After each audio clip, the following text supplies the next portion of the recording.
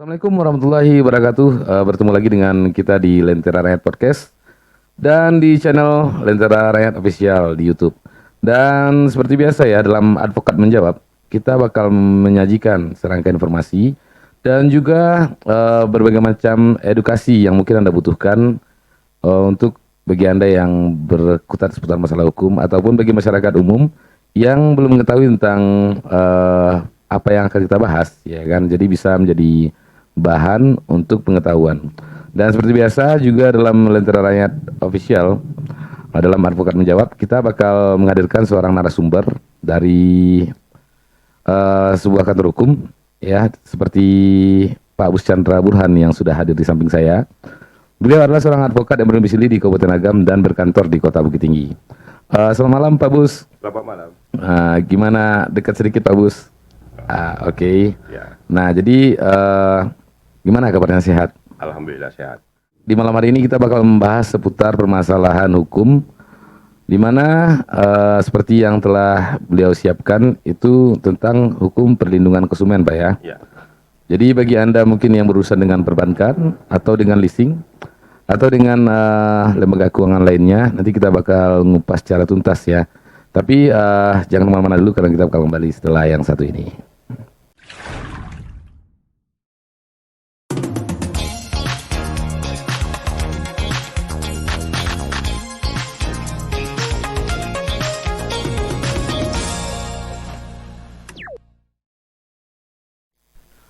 Oke, kita memasuki sesi yang pertama di kesempatan malam hari ini.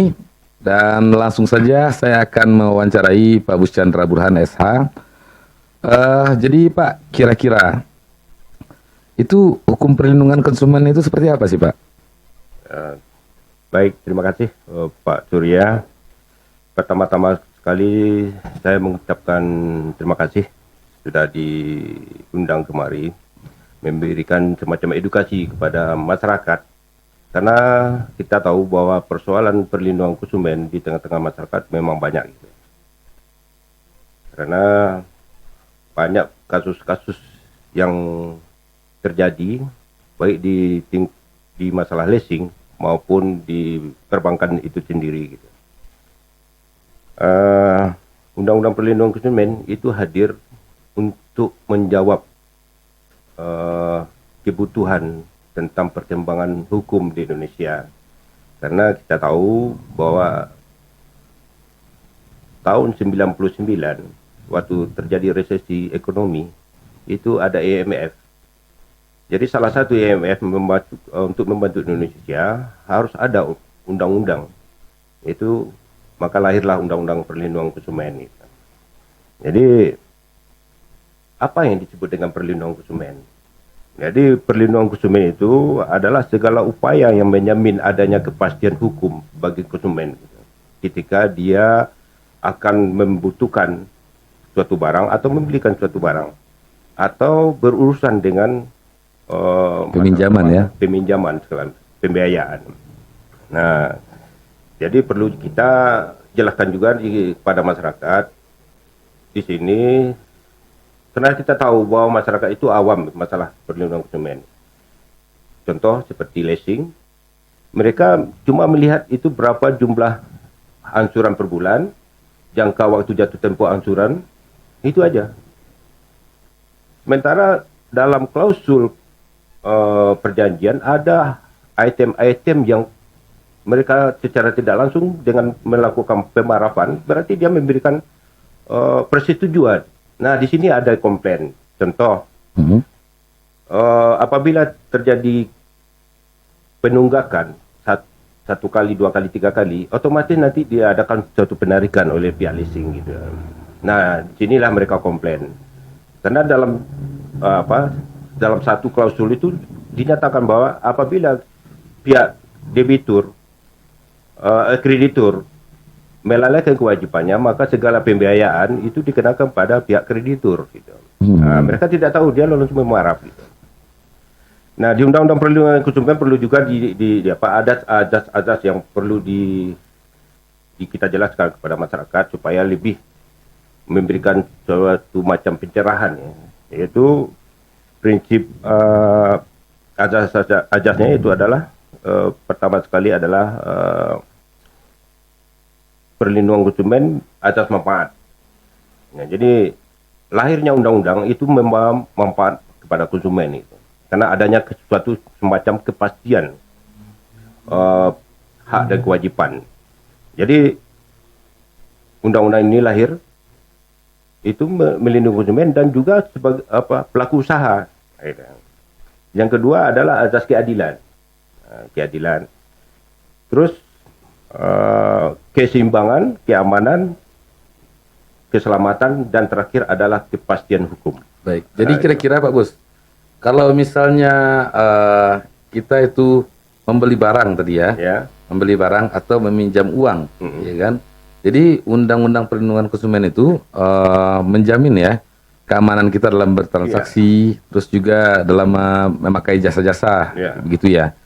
Oke, jadi dalam Undang-Undang Perlindungan Konsumen ini kira-kira Pak Bus, kalau misalnya seorang konsumen atau pelaku usaha itu meminjam modal misalnya ya kan, jadi minjam modal dalam jangka waktu yang sudah ditentukan misalnya setahun atau 2 tahun itu. Jadi kira-kira kalau misalnya pelaku usaha ini pailit, ya kan, dan dia nggak mampu untuk membayar ini, kira-kira apabila pihak leasing atau perbankan atau pihak krediturnya ngambil ya kan, mau menyita barang itu ada prosedurnya atau bisa asal menyita aja, mencomot aja, gimana kira-kira? Perlu kita jelaskan di sini. Ini kan banyak yang terjadi di masyarakat ya. Benar. Karena adanya pengambilan barang di tengah jalan. Ya. Terus ada yang di rumah, malahan ada yang diiming-imingi pergi ke pihak leasing, tiba di pihak leasing langsung disikat. Diambil. Benar. Ya kan? Ya. Nah, di sini perlu kita edukasi kepada masyarakat. Syarat sah suatu leasing untuk mengadakan penarikan itu adanya putusan pengadilan. Jadi dia membawa semacam bukti adanya putusan pengadilan baru sah dia melakukan penarikan. Kalau seandainya tidak ada kewajiban daripada pihak kreditur atau konsumen untuk menyerahkan barangnya, karena ada sudah banyak dan itu deliknya delik pidana loh. Oh begitu ya? Ya. Jadi kalau misalnya kita nih ngambil mobil nih ya kita misalnya beli mobil, jadi sistemnya kredit sama leasing ya. Terus pas saya lagi mau mobil tuh saya udah nggak bayar 2 bulan ini ya, 2 bulan. Terus saya diteror gitu kan. Itu kan sering kejadian sama masyarakat itu. Jadi pas saya lagi bawa mobil dicegat sama 2 motor. Ternyata mereka adalah debt collector, ya kan? Jadi kira-kira ketika mereka ngerampas kunci saya itu, wah mau teriak minta tolong sama siapa atau mau gimana langkah saya kira-kira tuh Pak Bus? Ya, pertama langkah yang itu adalah delik aduan. Delik aduan. Ya. Bisa di delik aduannya perampasan atau perampokan. Karena apa? Sesuai dengan surat edaran dari Kapolri, yang namanya debt collector itu tidak dibolehkan gitu. Tidak dibolehkan. Dan itu ketika ada debt collector, masyarakat pertama harus ada akta fidusia. Akta fidusia yang dibawa oleh surat perintah atau surat tugas dari pihak leasing yang diwakilinya. Jadi kebanyakan ini masyarakat ya, kadang-kadang pihak leasing menggunakan jasa, maaf ini ya, ada aparat, anggaplah itu sebagai oknum itu ya. Iya benar. Oknum aparat. Karena masyarakat kita kadang-kadang kalau berurusan dengan aparat ini kan geli-geli sedap rasanya. Benar. Masalahnya langsung aja diserahkan. Padahal itu bisa diadukan, itu deliknya delik pidana loh. Meskipun yang diserah terimakan untuk tugas ini adalah aparat gitu ya? Iya. Oh. Jadi harus ada putusan pengadilan atau akta fidusia. Ini persoalan ini. Karena pihak leasing kadang-kadang DP-nya DP kecil ya? 1 juta 1 juta bisa beli motor. Oh iya benar. Padahal dalam klausul itu sudah ada klausulnya di akta fidusia. Ini kelalaian dari pihak leasing kadang-kadang. Seharusnya pihak leasing itu membawa ke notaris membuat akta fidusia. Ini yang banyak masalah. Kebetulan nih saya sebagai advokat dulu juga pernah sebagai BPSK Badan Penyelesaian Sengketa Konsumen Kabupaten Agam. Jadi persoalan ini yang paling banyak yang terjadi gitu ya. Nah, ini kadang-kadang sebagai majelis penyelesaian sengketa, persoalan-persoalan konsumen itu sangat banyak yang terjadi.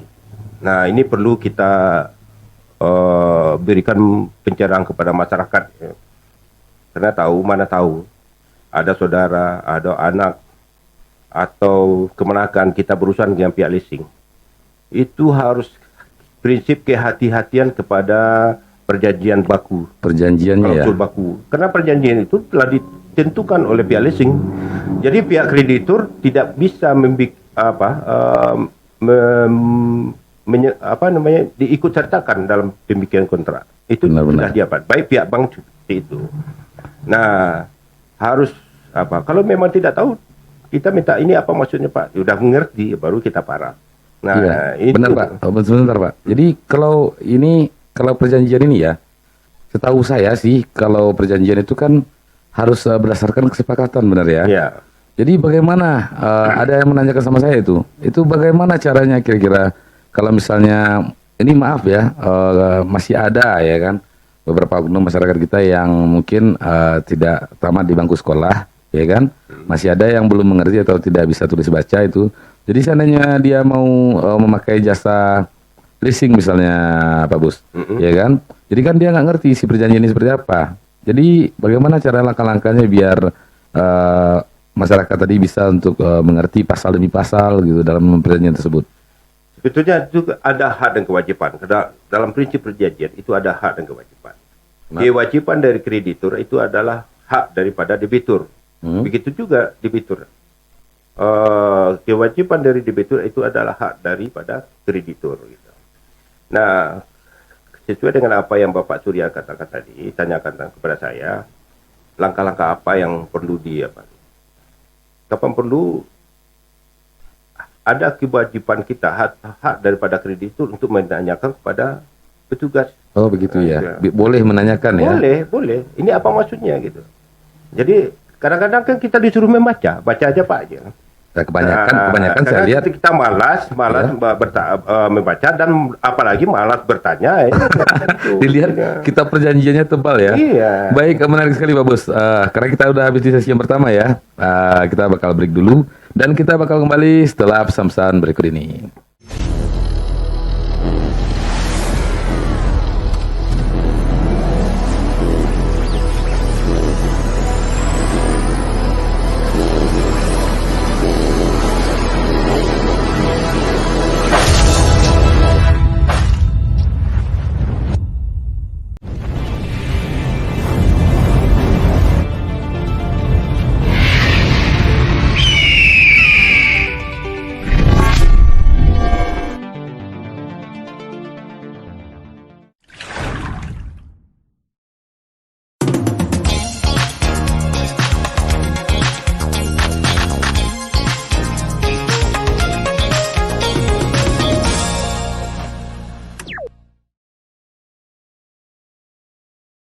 Oke, kembali lagi di sesi yang kedua di kesempatan malam hari ini dan masih bersama Pak Bus Chandra Burhan. Dan tadi kita udah ngobrol-ngobrol seputar permasalahan hukum perlindungan konsumen. Dan tadi juga sempat masuk ke WhatsApp saya, Pak Bus. Jadi begini, kira-kira kalau misalnya kita sebagai pembeli nih ya, anggaplah ini saya mau beli sebuah mobil nih. Jadi mobil ini ternyata sedang dalam leasing, istilahnya membelinya melalui leasing gitu loh Pak. Ya. Jadi lalu saya membeli barang ini karena harganya murah, ya kan? Karena dia cuma punya surat SNK saja. Itu kira-kira saya salah atau gimana itu Pak? Ya. Ini perlu kita jelaskan pada masyarakat ya. Oke. Kadang-kadang kita akan tergiur masalah murah. Iya, harga murah. Ya. Seperti itu kan. Padahal di balik itu ada sesuatu konsekuensi yang harus kita hadapi. Jadi prosesnya betul tuh overkredit itu. Overkredit ya. Jadi overkredit itu seharusnya bukan terjadi antara dua pihak, antara pembeli dan si penjual. Jadi untuk menghindari jangan ada persoalan hukum nantinya, itu harus dilaporkan ke pihak leasing gitu. Jadi kita bawa antara pembeli dan apa, bahwa kita nyatakan bahwa untuk melanjutkan kredit nanti kepada pihak pembeli. Gitu. Ya, jadi terjadi perubahan nama. Kalau seandainya tidak, dan itu sudah banyak kasus terjadi, nanti deliknya delik Penggelapan jatuhnya. penggelapan ke 372 gitu ya. Nah, itu. Dan itu ada kasus, banyak kasus. Jadi kalau tidak kita laporkan ke pihak leasing, nanti pembeli membawa mobilnya keluar daerah misalnya. Ya. Jadi nanti di survei kendaraan tidak ada, jadi pihak leasing merasa dirugikan di apa? Dikadukan ya? Ya dikadukan, penggelapan. Jadi untuk menghindari itu antara pembeli dan penjual melapor ke pihak leasing. Kenapa di situ? Kalau tidak melapor, karena habisnya kredit itu terbit BPKB. BPKB kan kalau tidak melapor, kenapa pihak si penjual terlibat di situ? Karena BPKB terbit atas nama pembeli yang pertama. Benar. Itu. Nah, jadi kalau seandainya melapor, terbit BPKB kepada pihak pembeli yang baru gitu. Gitu. Jadi ada banyak keuntungan juga ya, misalnya langsung dibantu balik nama mungkin ya. Iya. Jadi istilahnya kalau misalnya si penjual ini nggak bayar motornya atau mobilnya misalnya ya kan. Ya. Jadi nanti kita nggak kena apes ya disita di jalan ya. Iya. Oke, baik itu jawaban tadi dari pesan WhatsApp yang masuk ya. Mudah-mudahan bagi Anda yang menyaksikan acara ini bisa mengambil hikmah dan pelajaran dari satu kasusnya tadi. Misalnya Anda mau membeli barang, jangan asal tergiur dengan harga yang murah. Benar begitu ya Pak Bus ya? Betul. Jadi dengan iming-iming surat sebelah, ciri-cirinya itu biasanya kalau kendaraan itu dijual dengan harga murah, tapi suratnya STNK saja, itu Anda harus langsung menghubungi pihak leasingnya kalau mau beli jelas-jelas gitu. Kalau enggak, nanti siapa tahu Anda jadi penadah dari kasus penggelapan ya, dan berujung kepada pidana penjara loh itu. Iya. Benar ya? Benar.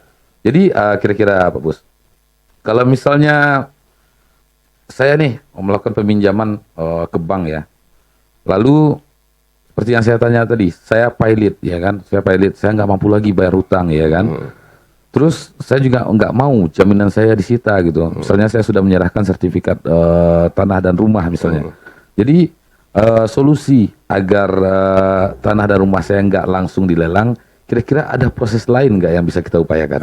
Ini perlu juga kita jelaskan di sini tentang Undang-Undang Perlindungan Konsumen gitu ya. Karena di sini terlibat dua antara Otoritas Jasa Keuangan OJK ya. itu dan Badan Penyelesaian Sengketa Konsumen. Biasanya kalau yang namanya kredit bank itu OJK yang punya gawean gitu. Nah, itu. Dan lagi waktu kami jadi anggota BPSK Agam itu ada juga kreditur bank mengadukan persoalannya kepada BPSK. Nah, gitu. Jadi langkah-langkah yang kalau yang prosesnya supaya jangan diadakan penyitaan, itu kan dinyatakan pilot itu ke pengadilan yang menyatakan. Iya, benar. Kita ajukan ke sebagai person itu kan bisa mengajukan ke pilot, gitu kan. Cuma ada cara lain biasanya, gitu. Dan itu pernah kami mediasi gitu, kepada pihak bank antara konsumen atau debitur dengan kreditur. Itu di reschedule ulang. Perjanjian di-reschedule ulang, berapa kemampuan dari pihak kreditur untuk membayar gitu. Oh, berarti ada keringanan ya? Itu biasanya ada permintaan dari pihak kreditur, apalagi di zaman sekarang COVID sekarang ini. Berarti istilahnya kalau dalam pidana ini ada amnestinya ya? Ada amnesti. Jadi kira-kira kalau misalnya itu bisa nggak diupayakan, karena misalnya mungkin si peminjam ini kan dia pilot ya. Jadi minta pemutihan atau misalnya tenggang waktu misalnya, itu bisa diupayakan nggak kira-kira dari pengacara itu? Biasanya bisa. Itu kan tergantung dari kesepakatan gitu. Itu biasanya. Pertama ada itikat gitu. Ya. Jadi itulah keahlian daripada seorang advokat untuk hak-hak nego ya. negonya gitu. Jadi kalau misalnya begini, kalau misalnya bank sudah langsung, misalnya ini ada kejadian nih Pak Bus. Itu kalau nggak salah saya di Kabupaten Tanah Datar ya. Jadi si peminjam ini kan dia kan seorang pengusaha nih ya. Jadi sewaktu dia meminjam ke bank dulu ya kan, mungkin dia punya hutang itu kalau nggak salah saya itu sedikit di bawah 2 miliar ya. Jadi pas akhir-akhir ini, sewaktu apa dia dinyatakan pilot itu karena ada permasalahan ekonomi dan keluarga juga. Jadi ada 3 jaminan yang dijaminkan di bank itu. Dan katanya pihak bank langsung melelang jaminan gitu. Itu kira-kira bagaimana itu Pak Bus? Salah atau gimana itu? Kan ada 2 opsi tadi. Terus dari pihak kredit itu bisa mengajukan untuk reschedule ulang lagi masalah kreditnya gitu. Oke.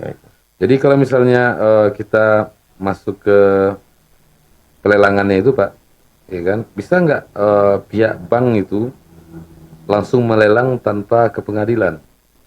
Jadi misalnya si peminjam ini pilot kan, jadi setelah diketahui bahwa peminjam ini pilot, jadi bank langsung melelang jaminan tanpa harus ke pengadilan. Itu bisa nggak kira-kira itu Pak?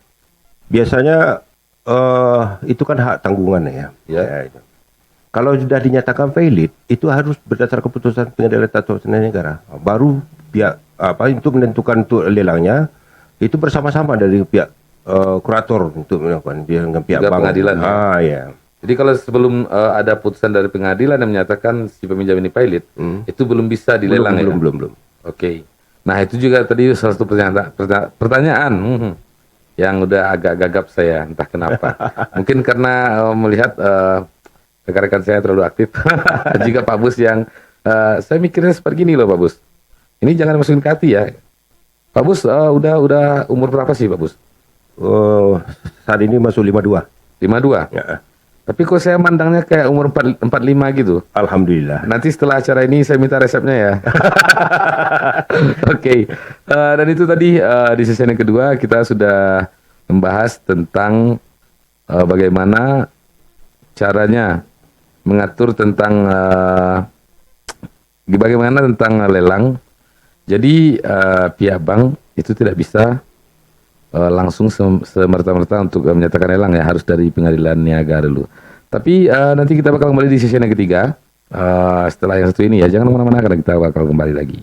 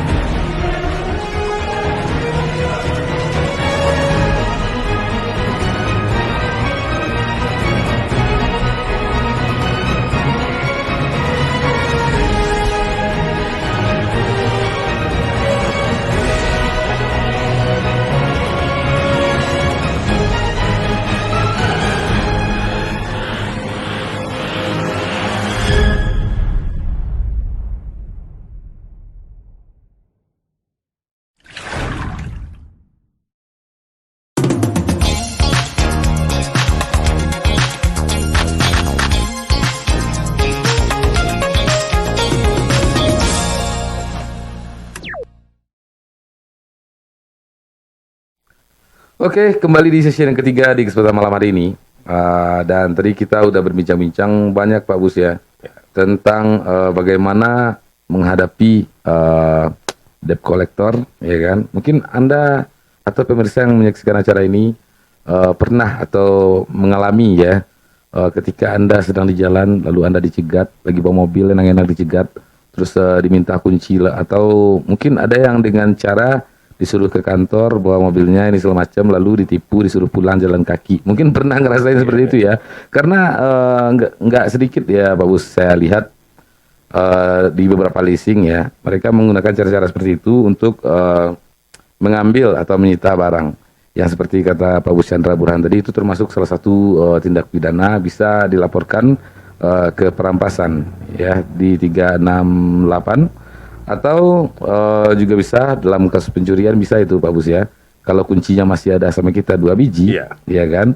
Sudah ada sama kita, terus mobilnya dibawa bisa dilaporkan atas nama pencurian. Itu bisa kena itu ya. Iya. Jadi tadi juga kita udah membahas tentang bagaimana apabila seorang peminjam itu pailit, masih adakah usaha bagi Anda untuk memperjuangkan jaminan Anda di bank atau untuk sebelum dilelang begitu loh. Jadi sudah cukup banyak kita bahas. Jadi kesimpulannya sekarang Pak Bus di sesi yang ketiga ini dari segala yang Anda sampaikan tentang hukum perlindungan konsumen, kira-kira apa kesimpulan yang bisa ditarik dari semua yang kita bahas tadi? Ya, dari awal sampai terakhir tadi mungkin berapa ada yang tertinggal itu ya dalam pembahasan. Itu perlu juga kita jelaskan kepada silahkan. Pemirsa podcast itu ya. Ya, oke. Itu mengenai developer. Itu termasuk pegawai dalam perlindungan konsumen itu. Biasanya developer itu bukan jujur semuanya. Oh gitu ya. Ada yang nakal, dalam tanda kutip itu ada oknum yang nakal ya. Ya. Ada temuan kasus setelah jaminan kredit lunas, seharusnya sertifikat tanah kan dikembalikan yang memiliki benar meminjam gitu kan. Benar. Setelah ditagih kepada pihak developer, ternyata sertifikatnya dianggunkan lagi. Ya, untuk pembiayaan developer yang lain gitu. Waduh. Jadi itu kira-kira bagaimana itu solusinya Pak Bus? Itu solusinya harus melapor, kan sebagai konsumen kan dirugikan. Benar. Nah, itu makanya coba dipikirkan seperti ini. Misalnya saya menggunakan jasa developer ya kan. Terus jaminan saya dianggunkan lagi. Iya kan? Kalau itu gimana solusinya itu? Kami pernah dulu menyelesaikan masalah itu. Konsumen melapor kepada BPSK Agam itu ya. Jadi kami mediasi. Kami panggil developernya. Setelah dari hasil mediasi, sertifikat yang dianggunkan supaya bisa diberikan kepada harus diganti sertifikat yang lain. Jadi tukar guling istilahnya. Itu. Jadi bisa juga seperti itu. Kalau misalnya di mediasi nih, itu kan ada tolak angsurnya ya. Jadi kalau misalnya si developer ini nggak mampu untuk mengembalikan sertifikat tanah yang si peminjam tadi atau pemilik tadi, lalu ditukar guling begitu, apa peminjam itu nggak dirugikan itu Pak Bus? Iya, secara kan merugikan konsumen, wan prestasi jadinya kan. Benar. Jadi kalau wan prestasi ke perdata, harus ke pengadilan. Ya. Nah, itu. Oh begitu ya. Jadi istilahnya hati-hati juga pemirsa, karena istilahnya seperti yang dibicarakan sama Pak Bus Chandra Burhan tadi, bahwasanya ya tidak semua developer itu jujur ya. Jadi mungkin mereka caranya seperti itu oknum ya, nggak semua tapi ada juga yang nakal.